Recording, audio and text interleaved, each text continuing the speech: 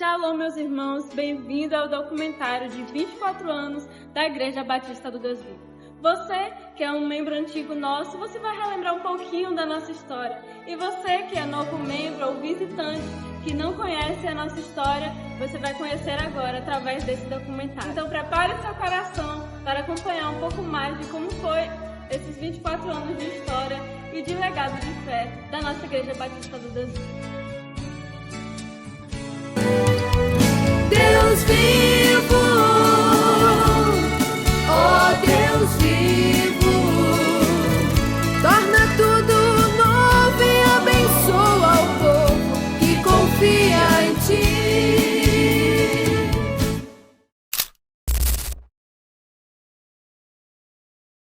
Na verdade, quando a gente chegou na igreja, ela já tinha alguns dias de funcionamento, né? Apesar de nós acompanharmos o processo de arrumação. O bispo ele conversou com a gente que estava organizando aquele lugar para ser a igreja.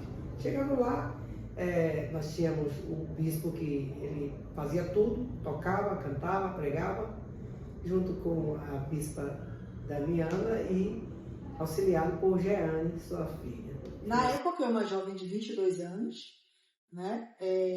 Nós estávamos, na época nós morávamos no Cabula e estávamos frequentando a PIB. E aí, mas ele já estava procurando algum lugar para poder abrir a igreja e tudo. Queria ficar por aqui mesmo. Então ele encontrou esse lugar em cima da casa de material de construções, né, a Ebenezer. No começo éramos só nós mesmos, né? Quando eu podia vir, eu já estava trabalhando também. E quando eu podia, eu vinha. Ou então, às vezes acontecia mesmo de ser só eu e minha mãe. E nesse início, né, Souza já tinha lanchonete. Então ficou sabendo, né, da igreja ali que estava abrindo. Então ele chegou para conhecer quem era o pastor e tudo. E nessa conversa, nessa apresentação, ele falando que era do Caminho das Árvores ainda, meu pai falando da proximidade com o Bispo Átila e tudo, então ele chegou, né, viram ali uma oportunidade de contribuir no trabalho, né? Então praticamente assim foram os nossos primeiros membros, assim, né? E aí quando a gente já estava realmente assim, o lugar já instalado, aí a irmã Valdelícia, a irmã Cleonice, né? A então a pastora Luísa, né? Franklin e Rosana, né? Na época Franklin tinha um Fusca. E já era de admirar como é que ele próprio já cabia no Fusca, né? Ele, né? Rosana e Heloísa, as meninas, né? Jamile, Kelly, Paulo, não sei como é que cabia tanta gente naquele Fusca. Eu congregava na Igreja Batista Boas Novas e uma tarde recebi um convite da irmã Valdelícia Nogueira para ir visitar a igreja que o pastor Jack seria da início. E chegando lá, era na Ebenezer, né? A terra construção embaixo, a igreja em cima. E foi ao menos umas 4 pessoas.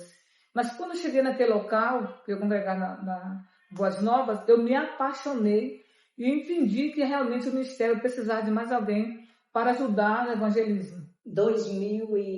Em 2002, 2003, através da minha filha Michele, eu fui convidada para ir ali em cima da casa de material de construção, onde tinha uma igreja chamada Ebenezer, né, o qual o bispo Jefferson, né, fundou ali.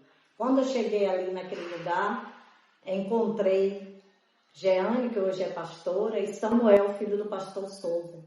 Né, estavam ali, teve um culto maravilhoso, né, gostei muito e comecei a participar, né? A igreja saiu daquele local, veio para aqui embaixo eu aceitei Jesus mais ou menos em 2003 e fui batizada em 2004. Nós fomos os primeiros a vir com ele aqui antes, visitar o pessoal que morava aqui embaixo, né? E aí ele disse, nós vamos tomar posse daquele lugar. E nos convidou a vir aqui, a gente entrou na casa, olhou toda a estrutura e fez o primeiro contato. Daí em diante começou a programação. A gente já pensando onde ia instalar as coisas e quando seria a mudança.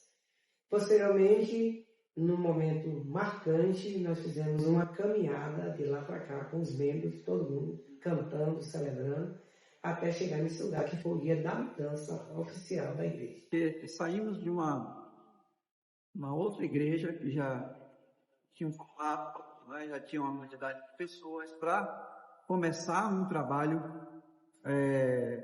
praticamente do zero, e foi um desafio. Mas a fé do nosso bispo, né, e a convicção de que verdadeiramente Deus assim me chamou, né, para esse ministério, foi o grande propulsor, né, da nossa jornada no início do nosso ministério aqui na igreja. A construção foi uma coisa milagrosa, impressionante. A gente chegou, ocupou uma sala grande que tinha a parte inferior, lá baixa, e começou a programar como seria essa estrutura. Tirando parede, enlarguecendo, aí rodava, e posteriormente foi aparecendo pessoas e dando ideias, e a gente foi juntando as ideias, e surgiu então a necessidade de ampliar. E a gente começou a planejar retirar o telhado e construir a parte superior para fazer essa nave aqui em cima. Quando logo chegamos aqui,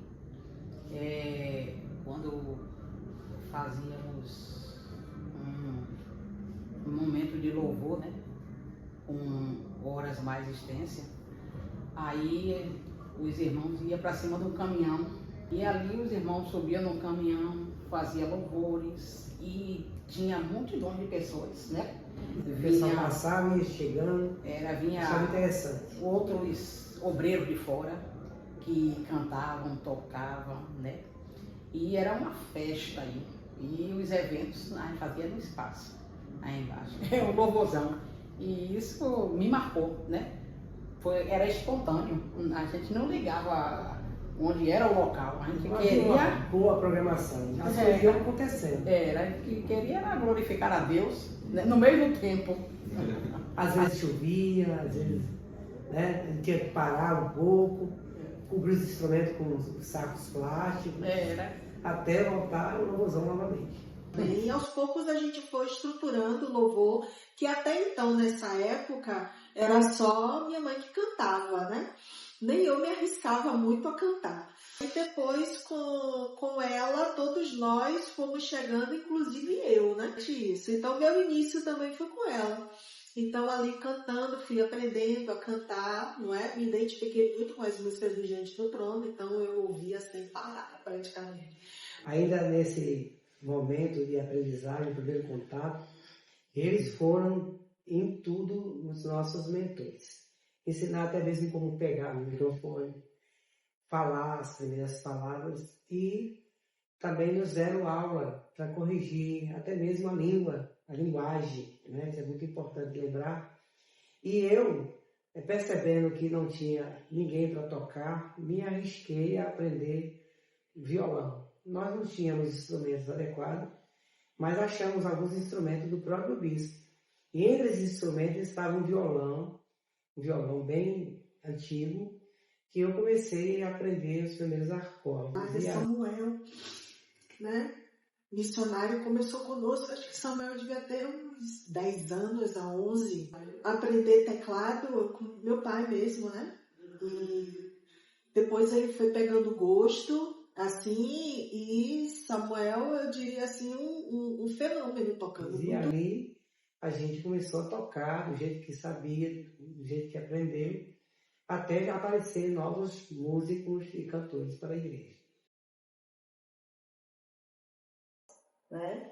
Há um bom tempo também fui convidada para o coral, o qual na época era Raquel, que nos ensinava. Foi maravilhoso com Raquel, mas Raquel também precisou sair, o qual hoje se encontra o professor Gabriel. Continua uma benção, né? Nós estamos no coral até hoje, louvando e agradecendo o nome do Senhor também, com a participação da nossa bispa, né? Até hoje. E foi através de uma conhecida minha, a Raquel, né, que ela foi uma das agentes aqui, né, do coral, o Coral Kodesh, que ela me convidou, falou que ela ia precisar viajar. Isso foi no ano de 2011. Aí eu vim, simplesmente aceitei o convite e vim. Aqui ela me apresentou ao bispo, né? E a bispa também. E foi um encontro muito cortês, fui muito bem recebido. Eu percebi que o bispo era também uma pessoa muito consagrada, bem dedicada a Deus, né? Mas, assim, o grupo daqui da Igreja Batista, eu posso dizer que eu fui bondosamente surpreendido, né? Eu tive uma surpresa muito boa, porque, claro que eu sabia que os irmãos eram dedicados, mas eu notei muito comprometimento, muita dedicação por parte dos membros do coral. E principalmente pela bispa Damiana também, que ela é um exemplo, né? Eu considero isso um grande exemplo por ela estar participando ativamente, tanto na direção quanto está cantando no coral.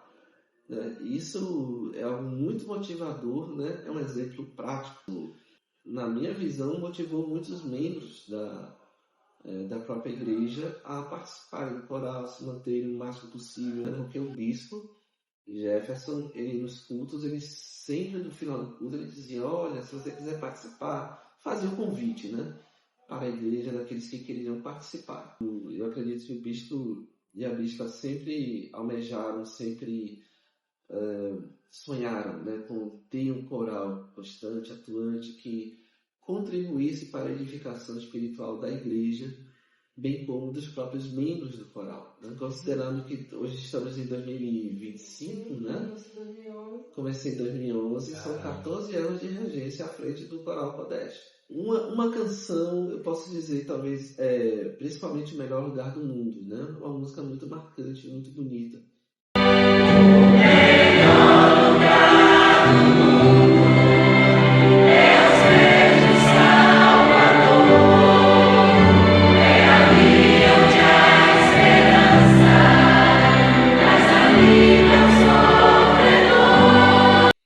Teve um evento aqui que foi, se eu não me engano, foi no domingo pela manhã, que faltou energia, né, aqui na igreja, né, assim de fora, no bairro todo faltou energia.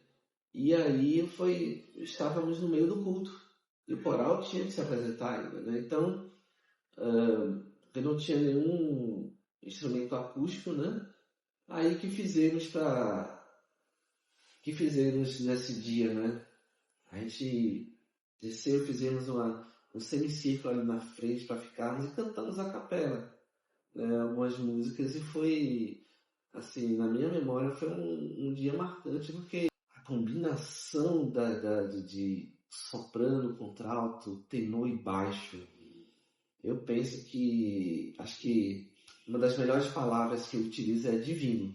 Deus acertou de mão cheia ao criar essa harmonia vocal, e foi isso, né? E no meio dessa conversa ele falou assim: nós temos um coral e o coral está cantando lá em cima. Quando ele falou isso, foi outro choque que eu tive imenso, porque Deus me trouxe justamente no dia do ensaio do coral, né? E algumas pessoas da igreja já sabem que eu fiquei por longos anos participando de outros corais. Cheguei a viajar com esse coral e foi uma história bem intensa com esse coral. E quando eu cheguei aqui, que ele me disse que o coral estava ensaiando e que tinha um maestro e 4 vozes, então eu fiquei assim: meu Deus, eu não acredito, Espírito Santo, tudo melhor do que eu imaginava.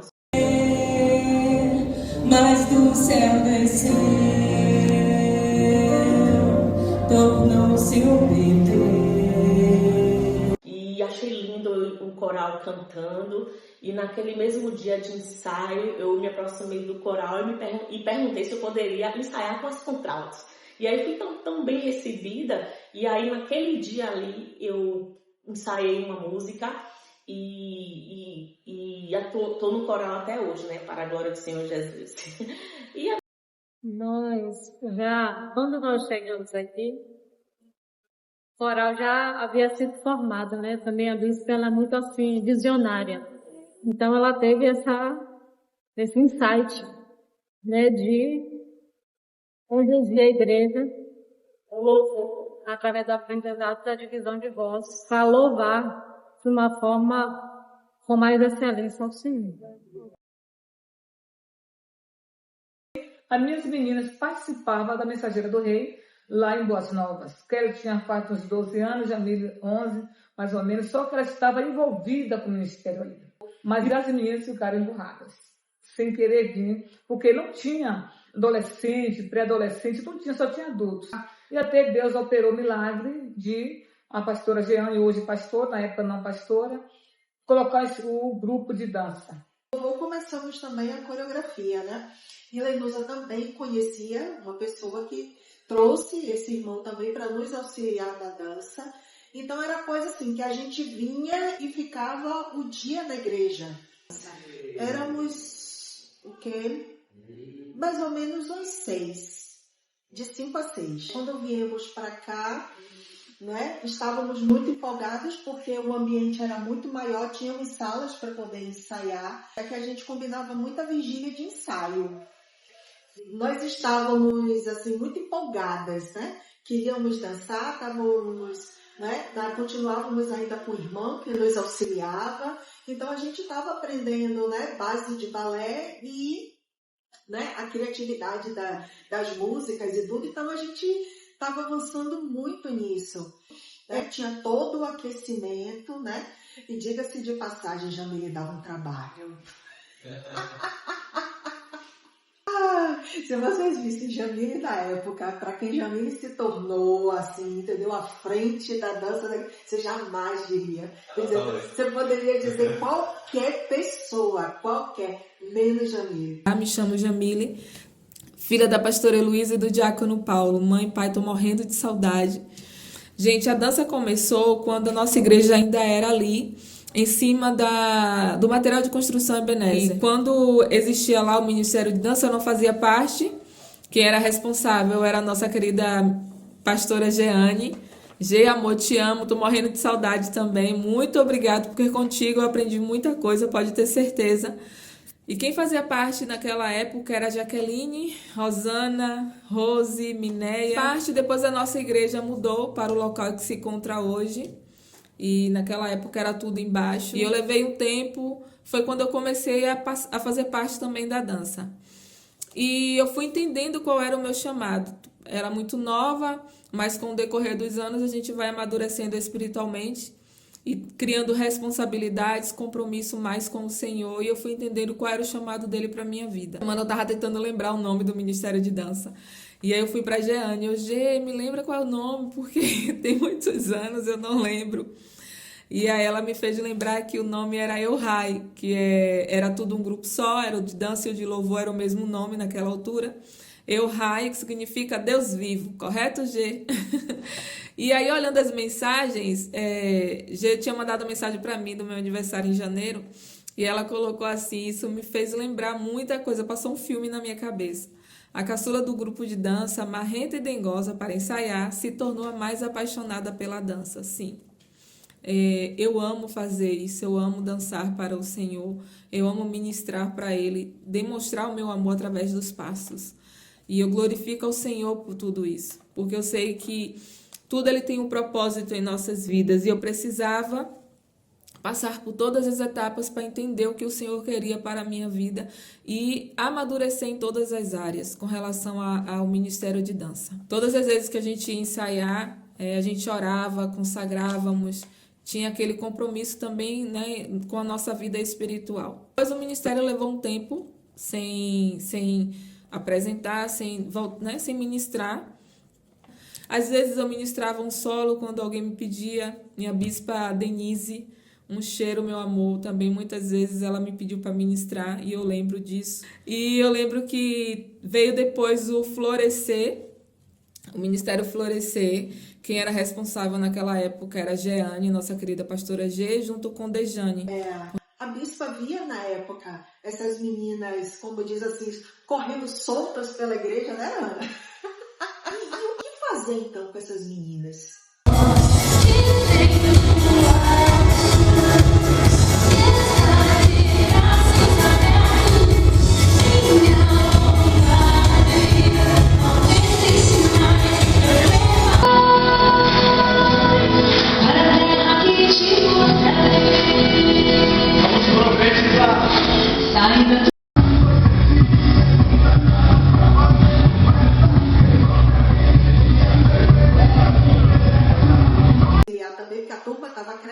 dançando, entendeu? E aí tava vindo, como diz, as meninas trazendo as coleguinhas, né? As meninas foram assumindo. Depois disso ficamos sem o Ministério de Dança novamente. E aí as pessoas começaram a conversar comigo: Jamile, é o que você gosta de fazer, é o chamado que o Senhor te concedeu. Por que você não pega as meninas que eram do Florescer e começa um ministério?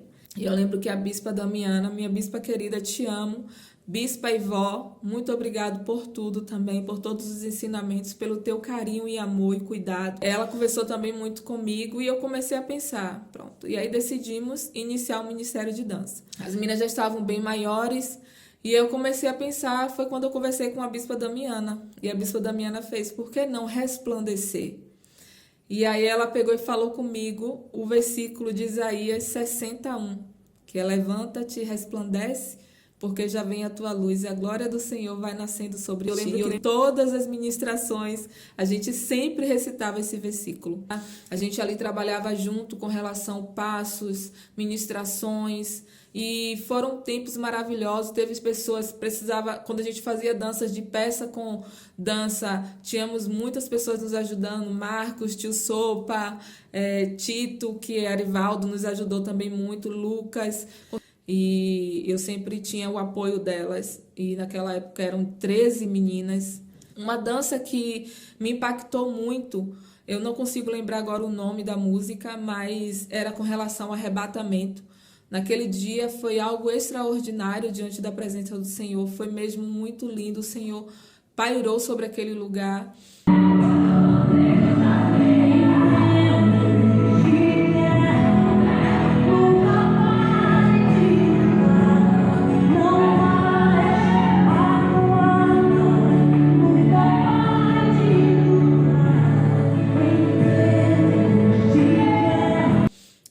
Quando a gente saiu dali, a gente saiu regozijado. Nós tínhamos o hábito de, antes de iniciar a dança, orar, e quando finalizávamos, orávamos também agradecendo. E uma coisa que eu sempre conversava com ela, gente, toda vez, não sei se elas vão lembrar, mas eu falava: toda a honra, toda a glória sempre ao Senhor. Quando alguém chegava para mim para falar, eu sempre levava para o Senhor a honra. Eu lembro que mãe sempre falava isso comigo: filha, se alguém te elogiar, sempre eleve ao Senhor a adoração. Quero agradecer em especial a vida de Hannah e a vida de Carla, porque elas nos bastidores me ajudavam muito.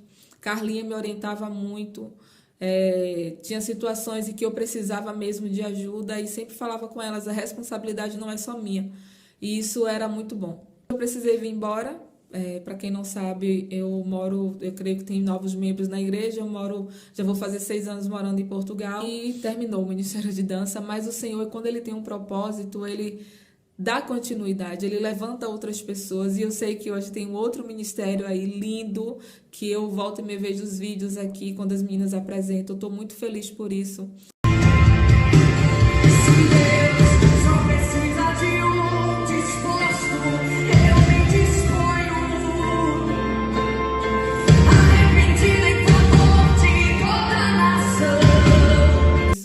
Pri, que o Senhor te abençoe, meu amor. Continue te dando total sabedoria para continuar com o Ministério de Dança. Nós participarmos do evangelismo, né? Era um tempo bom, o qual a gente descia aquelas vielas, já subimos ali com muito tiro, comendo lá embaixo.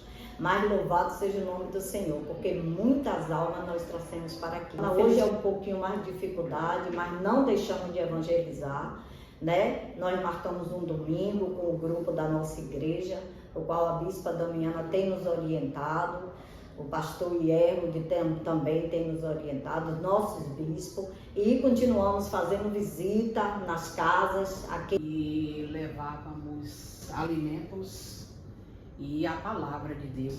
Nós descíamos ladeiras, subia e passava no meio de multidões, festas na rua. A gente não estava preocupado nem temia essas coisas, porque nós sabíamos que o Senhor que estava conosco, né? Mas o que mais me impactava era ganhar almas.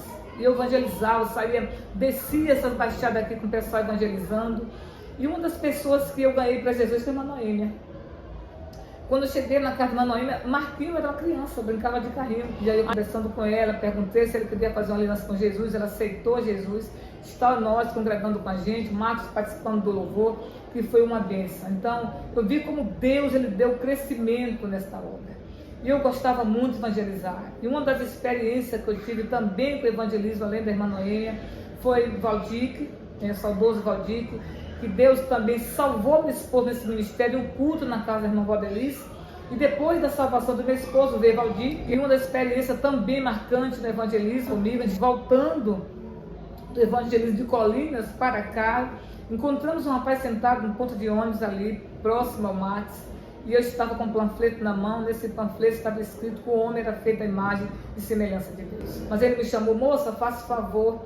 Eu voltei e fez uma pergunta assim para mim: olha, esse panfleto está dizendo que o homem é feito à imagem e semelhança de Deus. E por que a Lemos de Brito está cheia dessa imagem? Naquele momento realmente faltou terra dos pés, mas eu conectei com o Espírito Santo. O Espírito Santo, o que eu faço até agora? Aí respirei um minuto assim, olhei para isso assim, o Espírito Santo ministrou no meu coração: pergunte se ele tem filho. E quando eu perguntei, o Espírito Santo foi dando a palavra, né? Ele disse: o senhor tem filho? Ele sim. Falei: vamos lá.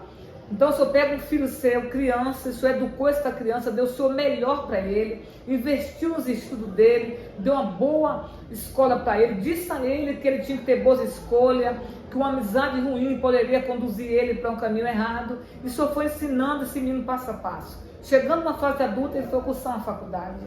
E chegando na faculdade, ele se envolveu com más amizades e cometeu um assassinato e foi parar na Lemos de Brito. O senhor tem culpa?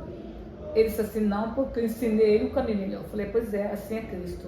Ele não tem culpa se a Lemos de Brito está cheia dessa imagem e semelhança de Deus, porque Deus deu o filho dele para morrer em nosso lugar. E o mundo é feito de escolha, meu querido. Deus investiu na alma dele, mas ele não quis. A mesma coisa fez com seu filho. Respondi sua pergunta, ele respondeu. Ele lançou o convite, a gente congrega na Igreja Batista de Deus Vivo para nos fazer uma visita. Uma lembrança muito significativa, né? Quando eu tinha uma Fiorino, que era um carro pau para toda hora. Aí eu fazia questão de levar os irmãos para as suas casas, ficava preocupado, até hoje ainda fiz, né? Fazia as atividades com as crianças aqui, que a gente tem uma saudade imensa, né? Que lotava aqui a área, o terreno, com muitas crianças, não só da igreja, mas da comunidade. Como é que eu posso dizer, o personagem, né, o palhaço. Tio Sopa, te amo, tio Sopa. Tenho que aproveitar, a gente matar a saudade. Te amo muito, tio Sopa. Tio Sopa é só pra mim, tá? Os demais não podem. É Bispo Paulo. Na época a gente tinha Sopa, né? O ministério crescia, era pastor Ademilson hoje, pastor, e a pastora Michele. Fazia um momento de sopa e fazia culto evangelista embaixo, dava sopa para as pessoas. Então, Deus, ele tocou na obra de uma maneira extraordinária.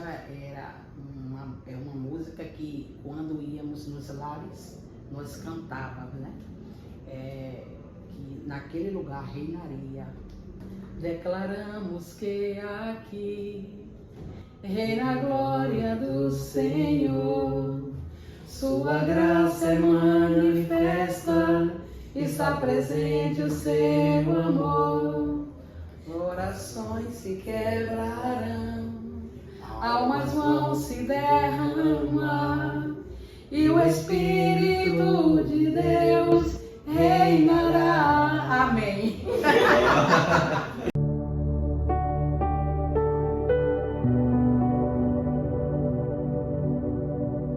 Foi aí que eu comecei a orar, pedindo para ele me apresentar uma igreja para que eu pudesse congregar. E eu lembro que foi uma luta para isso acontecer. E eu determinei no meu coração e na minha vida que naquele final de semana eu iria.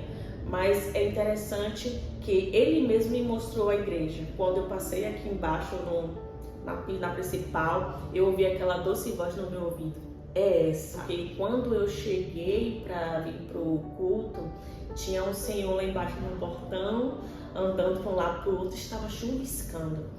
Daí eu parei o carro e falei: posso estacionar aí? Ele: pode. E aí eu estacionei o carro e falei: esse carro que eu estou prendendo, será que eu vou prender este carro? Ele disse: não se preocupe não, que o carro é do pastor. Então ele vai com certeza sair por último. Aí foi que ele disse pra mim, o pastor sou eu. Quando ele falou isso, eu fiquei nervosa, eu não sabia o que dizer, mas eu me lembrei da oração que eu fiz. Pai, coloca uma pessoa para me receber naquele lugar. Na hora que eu estava conversando com ele e que ele me disse que o carro era do pastor, eu jamais imaginei que ele era o pastor, né? E que hoje eu sei que é o bispo Jefferson, né? Foi ele que estava ali embaixo. E foi eles que me deram uma força muito grande quando cheguei aqui na igreja. Cheguei com o coração magoado. Eu me lembro que eu estava pouco tempo de separada, né? O qual eu passei por vários pedaços ruins. Cheguei com o coração muito cheio de mágoa, o qual encontrei esse homem aqui de Deus, o bispo Jefferson, o qual me orientou, né, a aprender a perdoar. Foi um homem maravilhoso, o qual nos ensinou sempre estar com um saco de perdão do lado, aliás, 2 sacos, como ele sempre falava. Aprenda a perdoar, né? E ali Deus foi trabalhando na minha vida, e louvado seja Deus, né, para me chegar onde eu cheguei, né, através da fé do bispo. Né? É um homem de Deus, né? Falar do bispo a gente até se emociona, porque um homem de Deus, né? Segundo o coração de Deus, um homem de muita fé, o qual nos ensinou, me ensinou a orar, me ensinou a buscar cada dia. Nós o conhecemos, né? E eu me lembro das primeiras palavras, quando ele nos conheceu, ele disse, posso chamar de amigos ou irmãos? Eu digo, pode chamar dos dois, né? E eu tinha o bispo como um amigo. Ele era muito mais do que um pastor. O bispo, através do Senhor Jesus, ele nos ensinou a perdoar mais pessoas e a respeitar as pessoas como elas são. Então isso aí para mim fechou assim no meu coração, na minha vida. E não tem como lembrar dele e não ficar um pouco emocionada, né? Mas glorificamos a Deus que ele está na glória. Eu me lembro a época que eu fui acometida de um problema na face, uma alergia por conta de um produto que eu tinha usado, e eu fiquei noites e noites sem dormir, por conta que eu coçava muito, queimava, eu andava com a bolsa de gelo até o dia amanhecer. Quando eles me viram naquela situação, eu disse, não, vou levar você no médico. Eles me levaram a dermatologista ali no Taigara, pagaram consulta, pagaram a medicação para mim, cuidaram de mim, investiram em mim. Então, ele é uma pessoa que cuidava da alma da pessoa e cuidava também do físico. Ele tinha uma preocupação muito grande com a pessoa, sabe? Aquela pessoa de visitar o necessitado, estar junto com o que a pessoa estava precisando. Então, de muito andar com a pessoa, de muito caminhar ao lado de alguém, a gente termina abraçando, né, a sua causa, os seus sonhos, os seus planos e seus ideais. Recebemos de herança, né, podemos dizer assim, esse legado de conduzir a igreja e preparar a igreja para o encontro com o Senhor. Então nós temos essa alegria, né, e essa responsabilidade, até mesmo com temor, né. Claro que não seremos aqueles substitutos, né, 100% como foi o trabalho, né, do nosso bispo, mas a gente vai fazer esse esforço, né, se esforçar, né, para dar continuidade, né, àquele sonho que ele começou. Sei que passamos por uma situação muito triste, que foi a partida do nosso querido bispo, mas o que conforta o nosso coração é saber que não foi um adeus e sim um até breve. E isso trouxe paz ao meu coração, porque eu sofri por demais, só o Senhor sabe.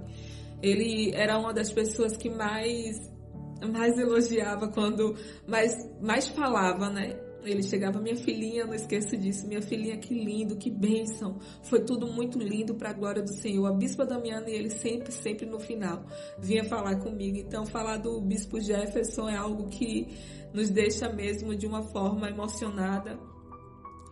Mexe com o nosso coração, porque passa um filme com tudo que aprendemos com ele, e é isso. Eu lembro que quando eu estava, né, passando ainda por esse vale de sequela pós-Covid, eu no quarto eu ouvia quando ele levantava de madrugada e estava na sala orando, né, orando por mim, pedindo a Deus que me curasse tudo, né, ali fielmente. E aí às vezes ele chegava no quarto, aí a gente conversava um pouco e ele dizia: minha filha, não se preocupe, Deus vai lhe curar e no momento você vai saber, você vai sentir quando a cura chegar e tal. Quando lá na estância, que a pastora Débora veio orar por mim, e naquele momento assim, né, que eu senti que recebi a cura, né, eu lembrei do que ele sempre me dizia: minha filha, você vai sentir, né, quando Deus vai lhe curar e no momento você vai sentir. Agora em agosto, né, vai fazer 2 anos que eu não uso mais muletas, né, porque Deus me curou. Eu sou muito grato a Deus pela convivência que tivemos, né? Também pelo aprendizado, né? Para mim, um dos aprendizados mais marcantes que eu escutei de Bispo foi quando ele disse assim: todos os ministérios aqui, assistência social, pregação do evangelho, doação de alimentos, panfletagem, tudo vai passar, porque quando Cristo voltar, né, todas as coisas estarão decididas e no céu,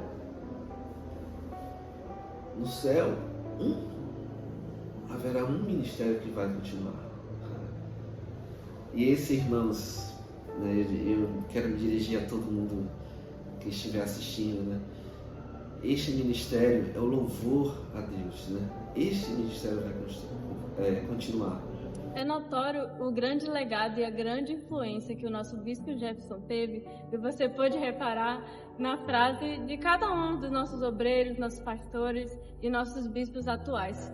Mas e se, antes da sua partida, o Bispo Jefferson contasse para nós o seu desejo para esta igreja nesse aniversário, qual seria a mensagem que ele traria para nós?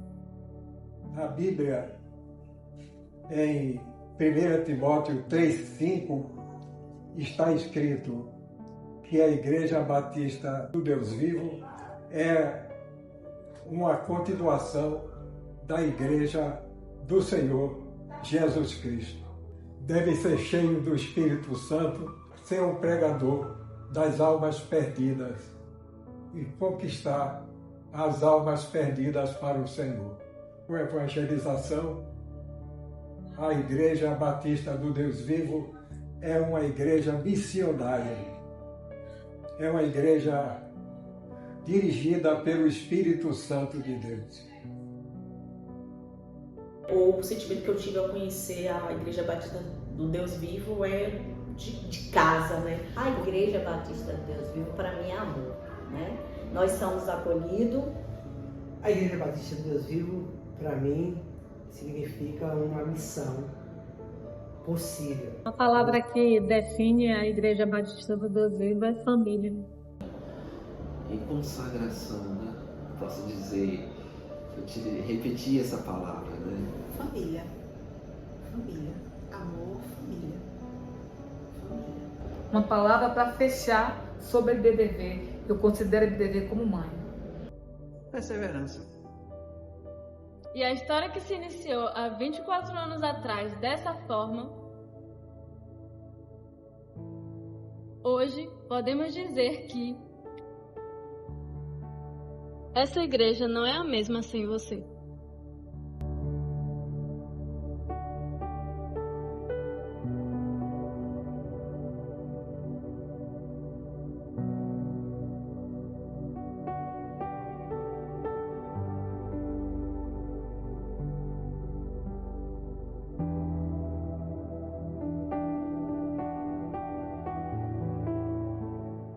Deus vivo, ó Deus vivo, quem é essa presente, pois estás aqui. Deus vivo,